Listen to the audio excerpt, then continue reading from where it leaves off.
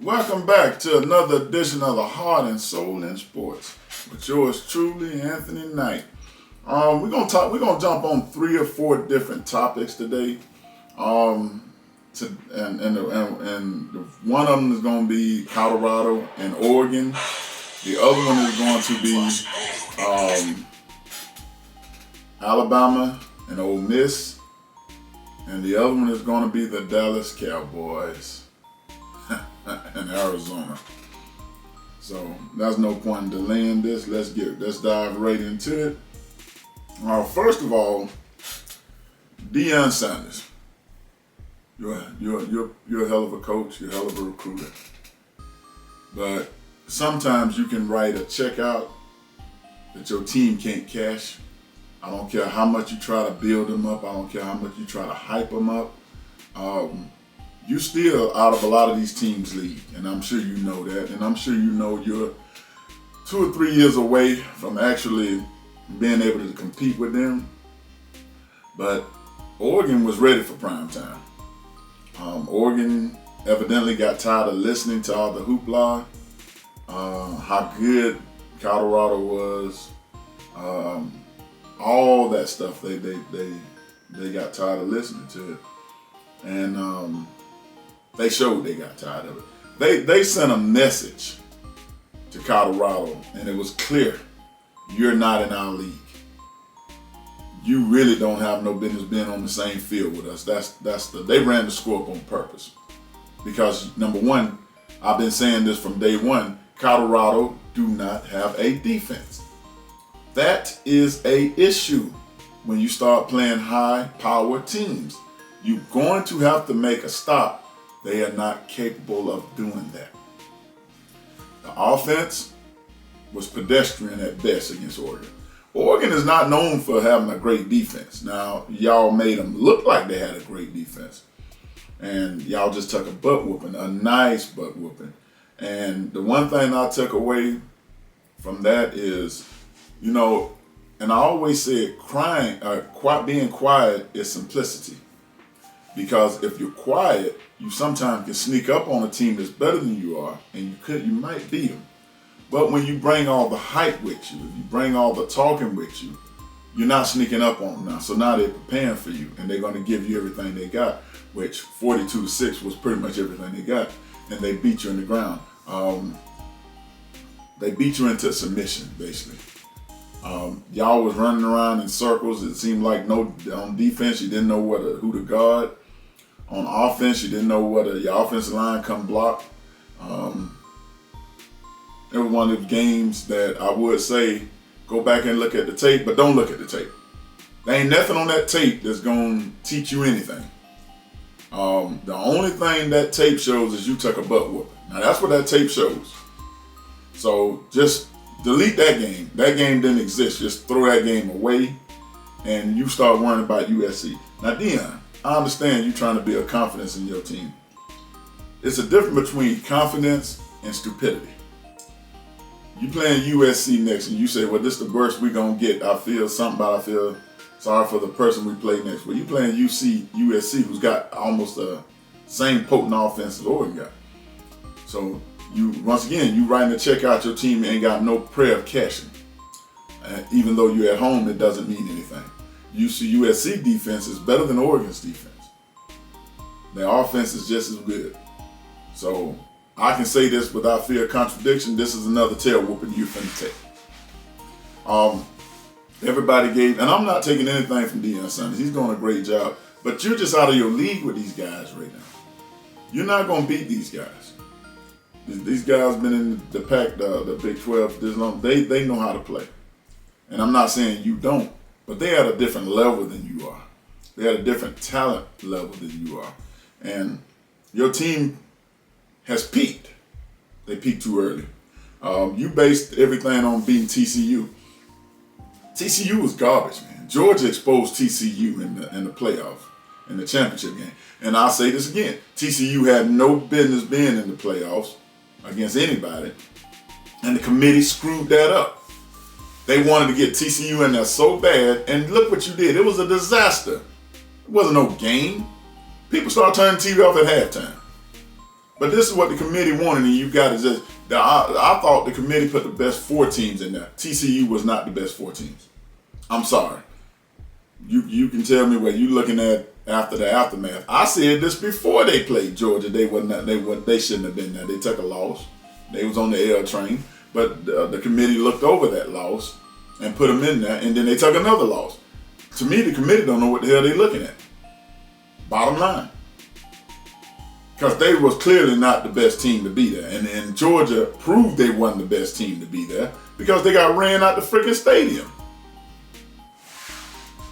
Maybe the committee don't need to pick any. They don't need to choose no more because evidently they don't know what they're doing. They can't know. Okay? So Deion Sanders, this is my advice to you. You don't have to take it. You're not going to even take it. You're probably not going to even hit us. But look, be quiet. It's easier to attack a person when they don't see you coming than when you make a parade leading up to them. Your team can't back up what you're saying. They cannot back it up. Your quarterback can only do so much. One man cannot propel you when the other 10 are average. I'm sorry to tell you this. You're going to have to go back into the portal. And you're going to have to do something with your offensive line because they can't block anybody. Your defensive line couldn't do anything right. I think you knew when you went in that game you couldn't win. And I understood you couldn't tell your players that. But at halftime, they realized they couldn't win. So, you was on the L train last week and you're going to be in the L train this week. So that's not a whole lot left to talk about that. Just say, Deion, quit writing checks out your team can't cash. Quit running your mouth. Quit trying to be boisterous. Quit being prime time. You know one question. Did they even watch film on Oregon? That's what I want to know. And if they did, were they woke? They daydreaming? Were they paying attention in the film room? What were they doing? Yeah. Obviously, you wasn't watching Oregon because if you were watching them, they haven't done anything different they haven't done all year. What happened? The talent shouldn't have been that big of a, the gap shouldn't have been that wide. Hey man, USC, keep your mouth shut. Butt whooping might not be as bad that way. All right, Alabama. Look, Alabama offensive line still can't protect anybody in pass protection. Let's just go ahead and throw it out there. Nick Saban tried to appease the AD and all the people that was calling for the backups to come in after Texas, and he showed them the backups were worse, and that was no chance that either one of those guys can win a game for you. And you likely got beat by a team that you should have beat by 40 points. So you put Milroe back in. First half, you can tell he was rusty. That was a horrible interception he threw in the end zone. He read the touchdown, and instead of reading the man that was running the underneath route, which you could at least, if you'd have got the ball to him, that could have been a score. He could have turned it upfield and ran into the touchdown. You never know. But we know you didn't throw it to him, so wound up being an interception in the red zone. We can't keep turning the ball over in the red zone. You can't keep going in the red zone and coming out empty-handed. The second half, the first half. Let's stay on the first half for a minute. They was once again undisciplined, penalties on top of penalties on top of penalties. Every day, every game, every Saturday, we seem to get a touchdown or two called back because of a dumb penalty that we done committed. All right, when they came out in the second half, it was a whole different team. They eliminated most of the penalties. The quarterback was efficient. I'm not saying he was a world beater, and I'm not saying he had a commando offense, but he was efficient. He didn't turn the ball over. That is one of the key elements in it, no turnovers. He didn't take a lot of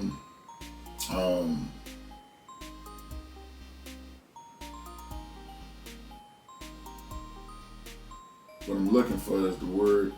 He didn't take a lot of negative plays. That's what I'm looking for. He didn't take a lot of negative plays. He didn't throw any. He didn't turn the ball over in the second half. Once again, he threw a nice touchdown pass, but he was under the rest then. He still took a big hit, took multiple big hits, because the offensive line, as far as blocking wise, cannot pass block. They can't do it. They're too big. They have no footwork. They need to go and lose about 40 to 50 pounds because they can't move. But the running game was a little bit better. Everybody want to look at it because they ran the ball. They can run block. No, that was mostly the running back. He was breaking tackles because the offensive line was letting people in the backfield. So by the time he gets the ball and take go 3 yards, he's probably under fire. So he made a lot of tough runs. I like that. They need to practice on the ball. Look here, if you can't pass block, at least run block. Get your big fat behind out there and block somebody. Get in the doggone way. If you don't do nothing else, just get in the way. You cannot keep allowing your quarterback to take these significant hits because we already know what's behind him. We know ain't neither one of them quarterbacks behind him any good. So you can't keep allowing him to take these vicious hits. It's good that he has a little mobility, but my thing about him is he's trying to appease the offense coordinator won't be a pocket passer. Well, the offense coordinator need to play to his strength. Roll out, screen, draws, counters.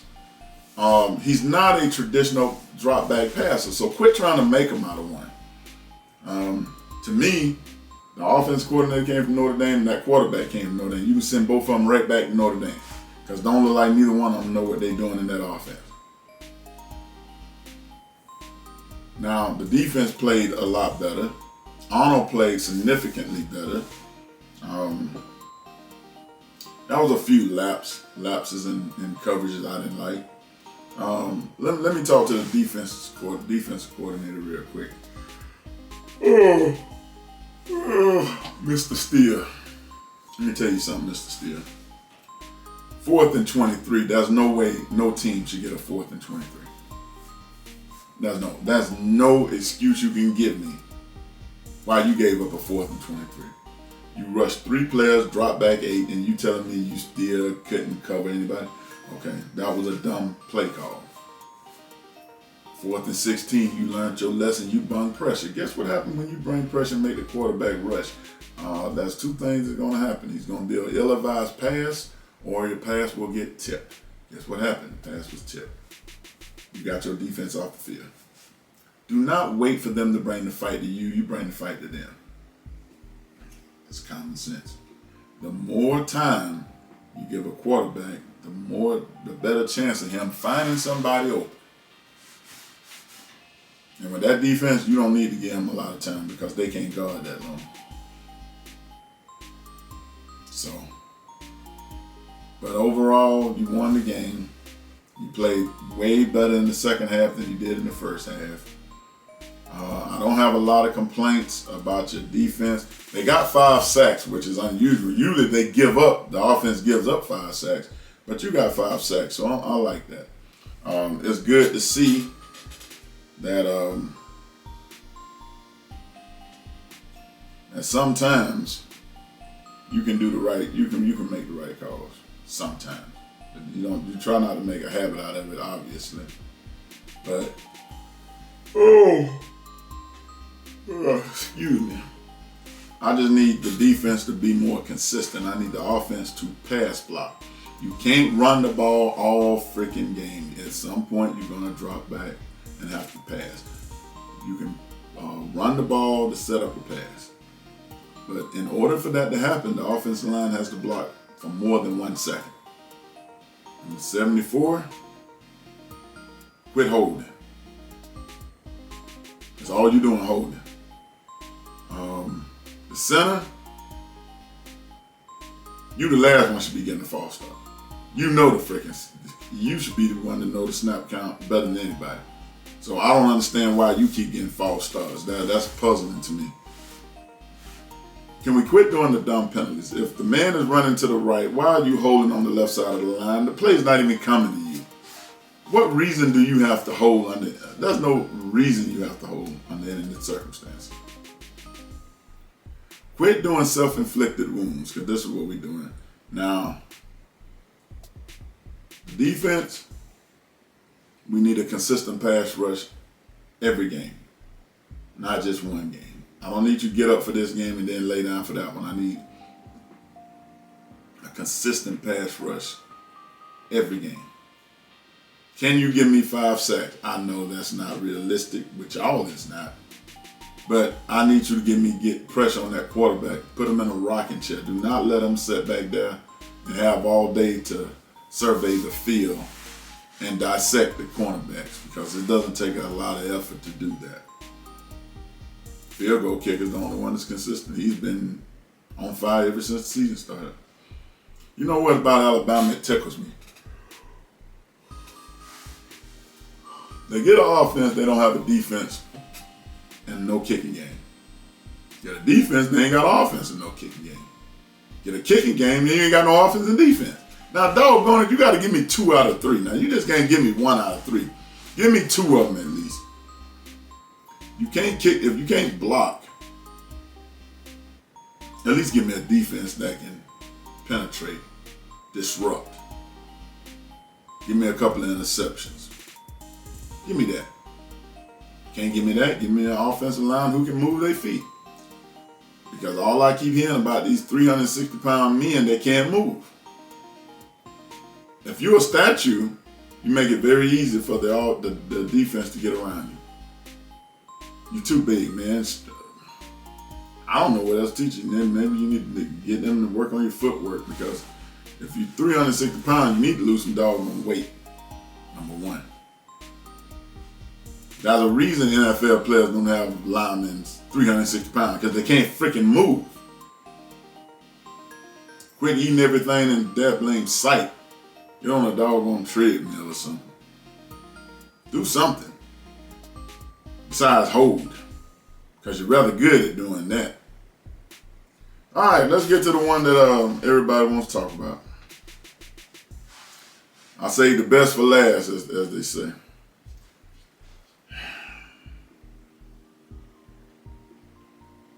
You know, well, let me get on one more team first. The Denver Broncos. There ain't no doggone way that no NFL team with professional players on it shall get beat 70-20. I'm sorry. There's nothing you can tell me to justify that butt whooping. Evidently, Sean Payton is, I'm looking for a nice word to say, garbage. Russell Wilson, you should have stayed in Seattle. You would have been better off. Because you've shown me in 2 seasons, you're a system player. Seattle system, you thrive in Seattle system because you can't do anything in the Denver system. Not one thing. You got a quarterback rating of 83.9. I'll have to excuse me. I was up late watching some of these games, trying to make sure I had all my numbers right. You got a quarterback rating of 67.6.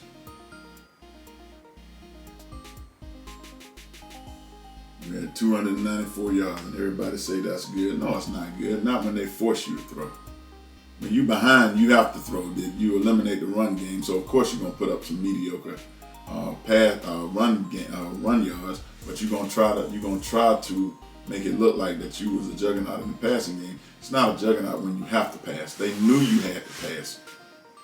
You got beat 70-20. What other options did you have not to pass? You was down by 30-some points at the half. You had no choice but to throw. And there was no other option. You had 69 rushing yards. You're not going to beat nobody with that.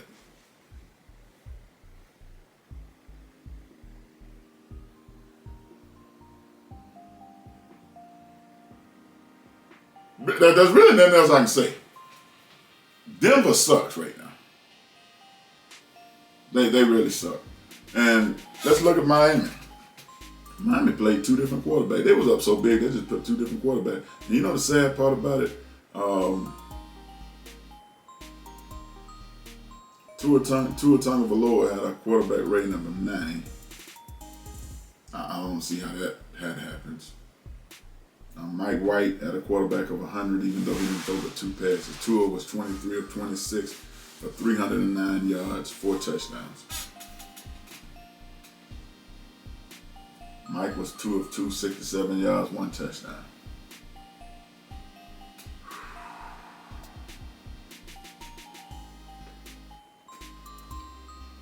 Both quarterbacks combined was 25 of 28, 376 yards, 5 touchdowns, and a quarterback rating of 158.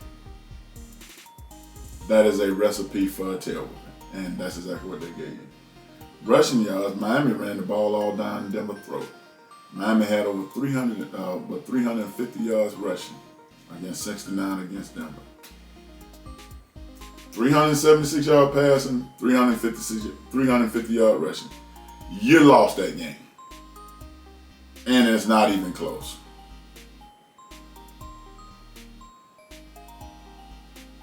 There's a reason Denver's 0-3.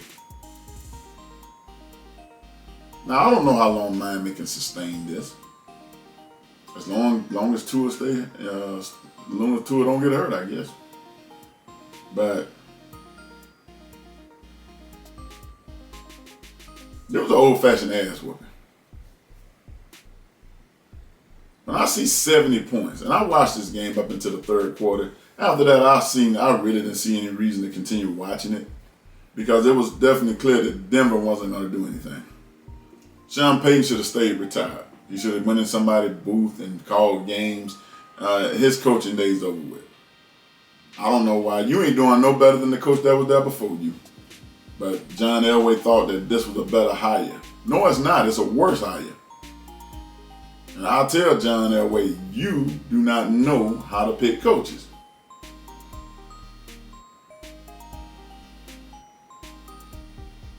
After a game like this, 70-20,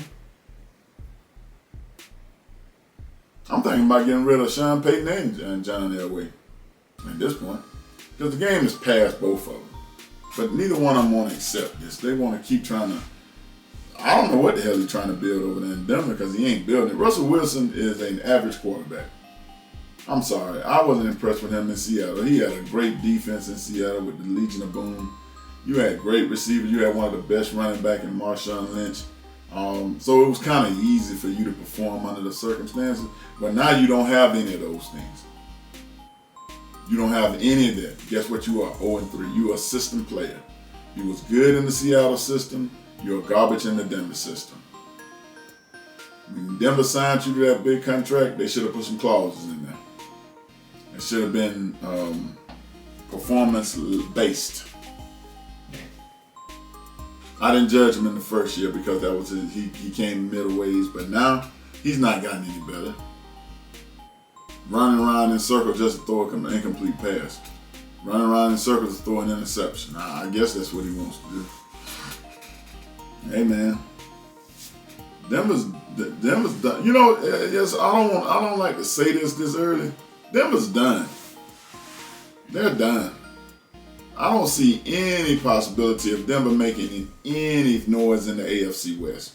Not when you got Chargers out there. Who's all in the AFC West? You got the Chargers, you got the Raiders, and you got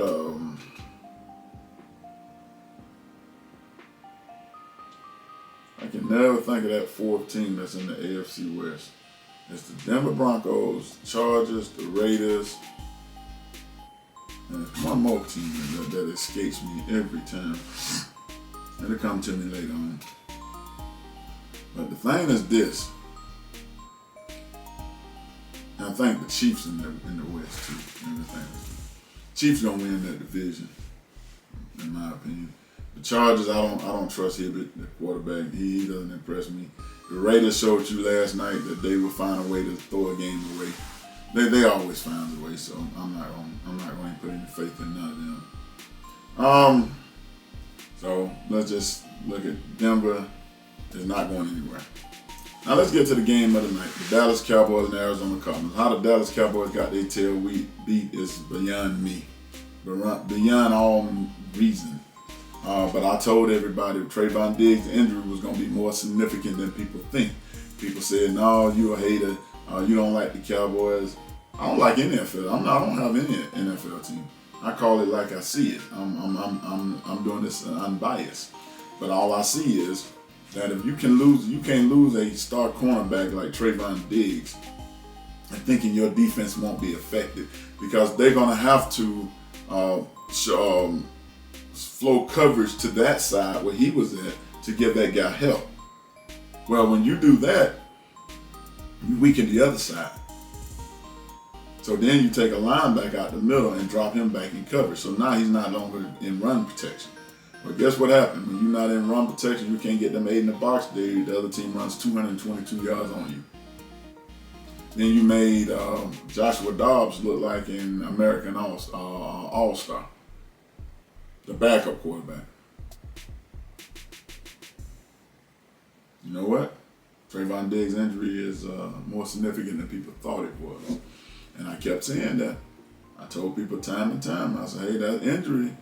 And they said, well, one person don't make the team, next man up. If the next man was good, equal to him or better, he would have started. There's a reason he didn't start, because he was not better than Trayvon Diggs. And I said, this is when the wheels fall off. Dak Prescott threw one of the most ugliest interceptions in the red zone I've ever seen. You cannot go down to the red zone 5 or 6 times and come out pretty much empty-handed. You are going to lose that game.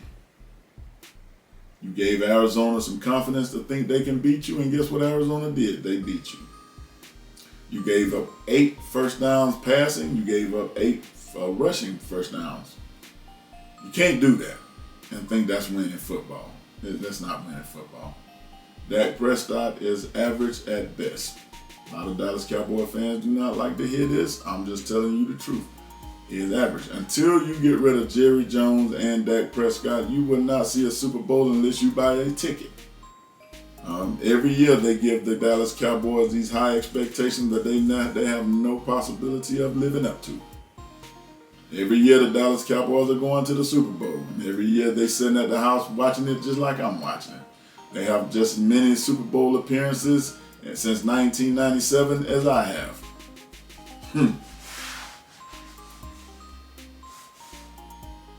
See, the problem is Dallas Cowboy fans are delusional. They don't want to believe it. They always come up with these high expectations every year. We go into the Super Bowl. We got a good team. See, Dallas always trying to build a super team, but they keep forgetting the super and team. They forget that. Jerry Jones is a nosy owner who always want to be in the spotlight. I don't know if he wants. He's more interested in the revenue than the winning. I think it's more of the revenue. Because every time I've never seen an owner do as many press conferences as he does. If you're going to be in front of the camera and do all the press conferences, you be the head coach then. Until you get rid of Dak and Jerry Jones, you will not win a Super Bowl. You won't even come close.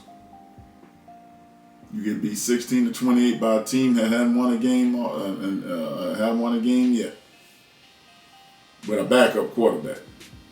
But a running back who ran the ball down y'all throat on a consistent basis. I don't really know what to tell y'all, Cowboy fans. Quit having high expectations. That's one thing. Just quit having a high. Matter of fact, quit having expectations. Just go into the season and say, we're going to do what we can do. We don't know what it is, but we'll try it. And you might come out a lot better that way. Because your dog show ain't coming out good the way you're doing it. And I know a lot of Cowboy fans say, oh, well, you're a hater, this and that. I'm a stat man. I go by stats. And I go by tendencies. And this is how y'all always do. You come out the gate like a quarter horse, but you don't have the endurance to go the mile. And you're gonna fold at some point, like a cheap tent, basically like you're doing now. Then they say, oh, well, it ain't but one game. See, y'all Cowboys ain't got all excuse. All is just one man, next man up. All is just one game. When a snowball going down, we're gonna hit it small. But the more it goes, the more momentum it gets and the bigger it gets. But I'm sure y'all Cowboy fans know this information already. So I'm just preaching to the choir right now. But hey, this is another edition of the Heart and Soul in Sports. We finna get out of here. And until next week, and remember, if you don't have heart and soul, you ain't in sports. See you next week.